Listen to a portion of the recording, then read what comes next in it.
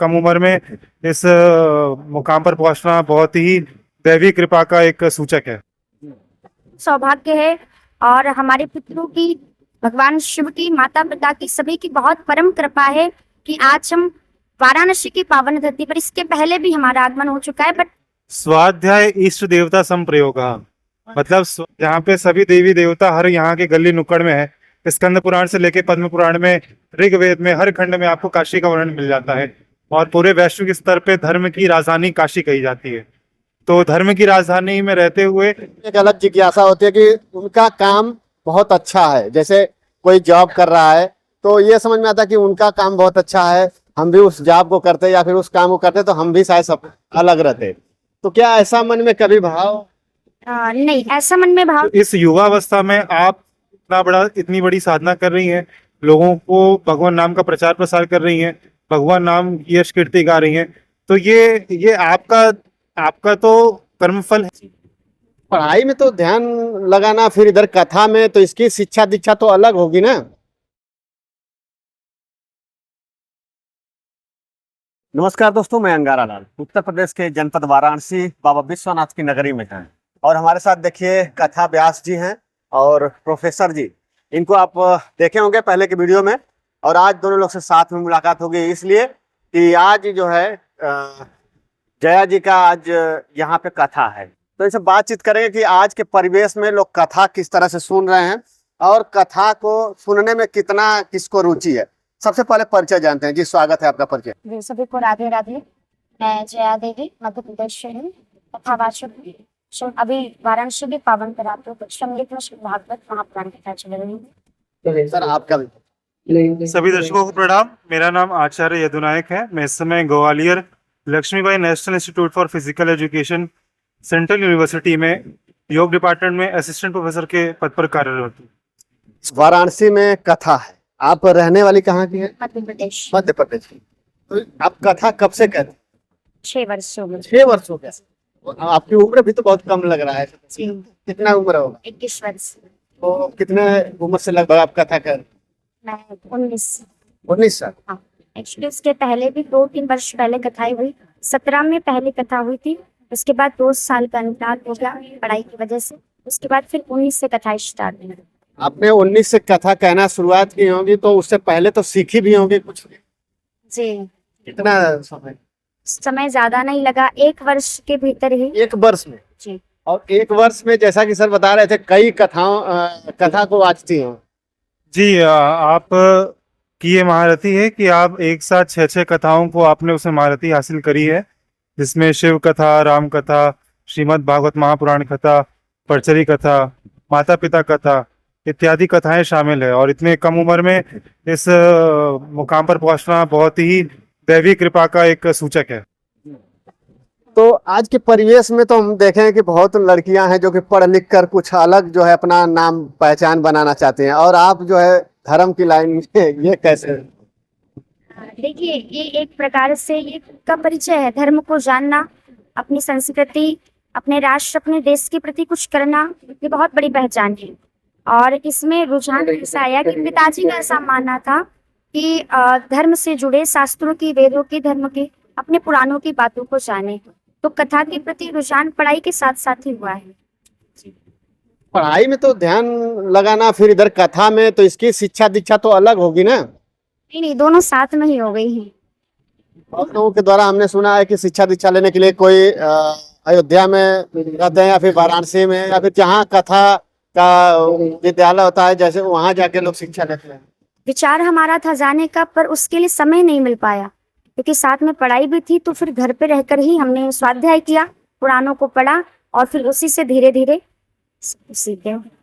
आप sir professor हैं, मतलब स्वाध्याय से भी सब कुछ संभव है। महर्षि पतंजलि ने योग दर्शन में कहा है, स्वाध्याय इष्ट देवता संप्रयोग, मतलब स्वाध्याय के माध्यम से आप अपने इष्ट देवता का दर्शन कर सकते हैं।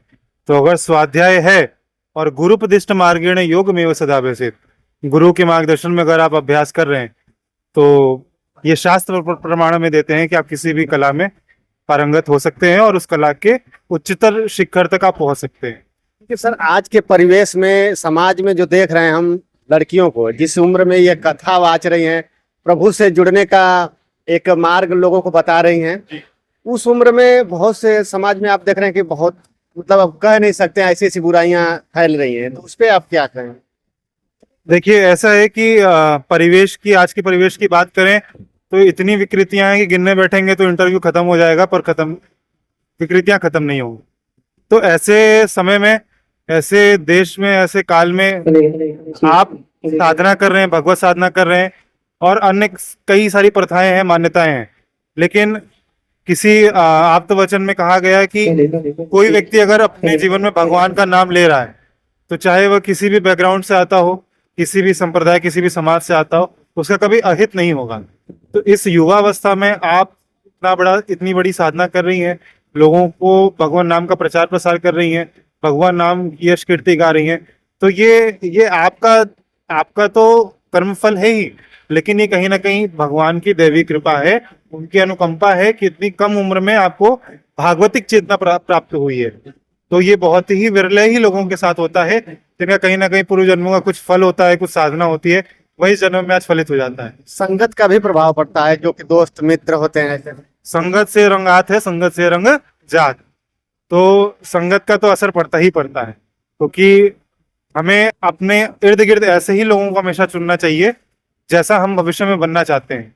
और महर्षि पतंजलि ने कहा कि मैत्री करुणा मुदितो उपेक्षा नाम पुण्य अपुण्य विषया नाम भावनात चित्त प्रसादनम। मतलब 4 प्रकार के भावों को अपने मन में स्थित करना चाहिए, मैत्री, करुणा, मुदितो और उपेक्षा।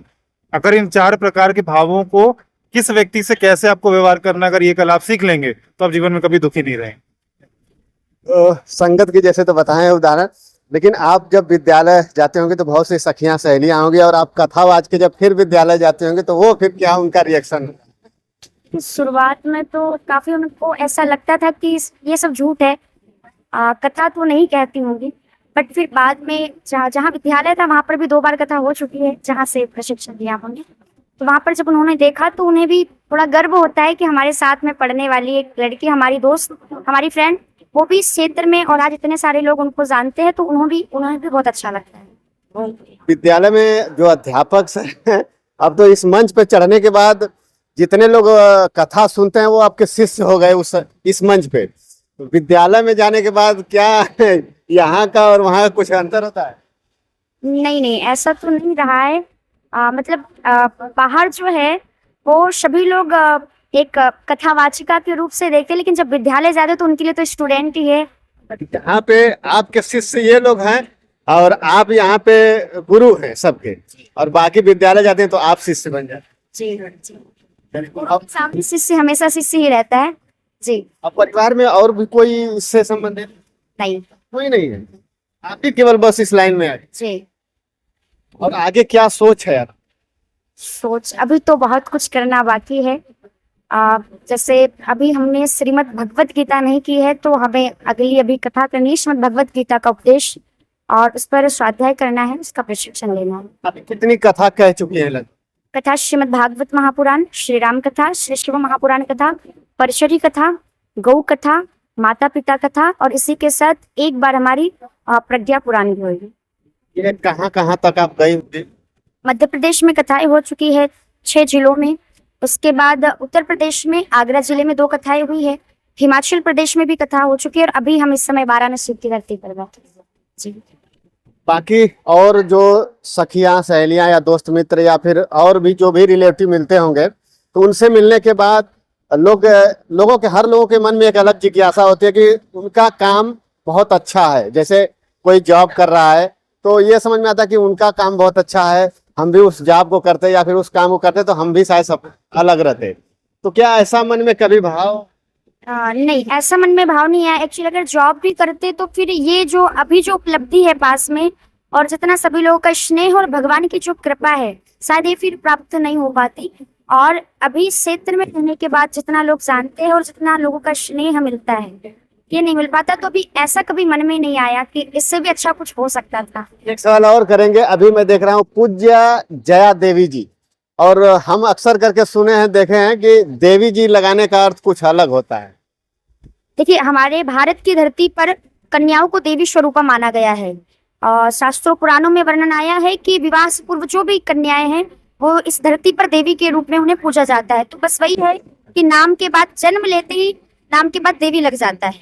जैसे विवाह के बाद धर्मपत्नी लग जाता है, ऐसे ही जन्म के बाद जब तक विवाह ना होए तो कन्याओं के नाम में देवी लगता है। ऐसे बोल चाल में लोग देवी इसलिए लगाते हैं कि शादी हो गई है। नहीं नहीं अभी आपकी शादी होती है? नहीं। और आप सर क्या कहेंगे, कुछ कहना चाहेंगे? नहीं, बहुत ही सौभाग्य की बात है कि आज काशी प्रांत में विजया देवी जी की श्रीमद् भागवत कथा हो रही है।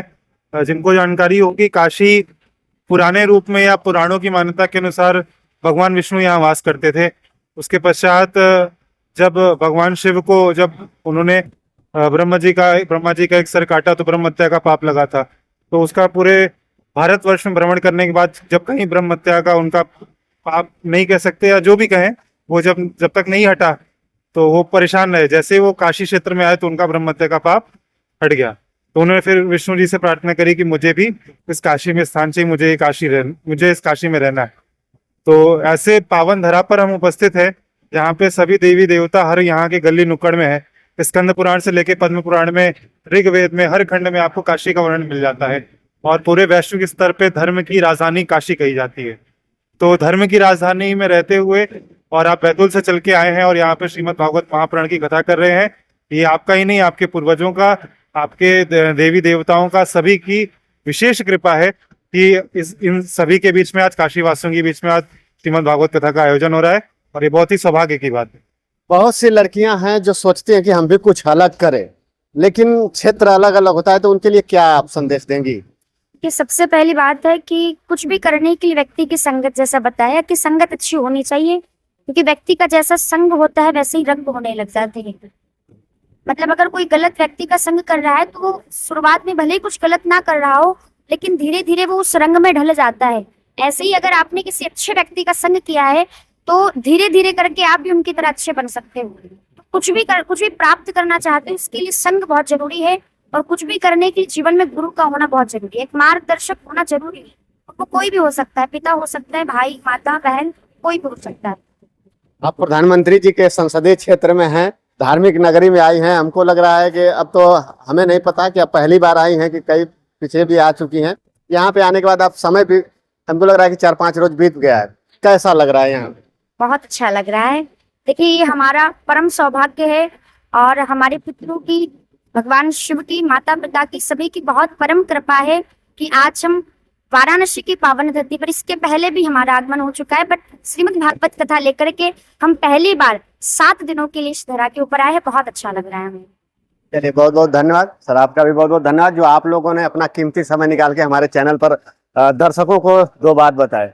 तो दोस्तों, बस इस वीडियो में इतना ही, फिर मिलते हैं अगली वीडियो में, तब तक के लिए धन्यवाद। जय हिंद, जय भारत।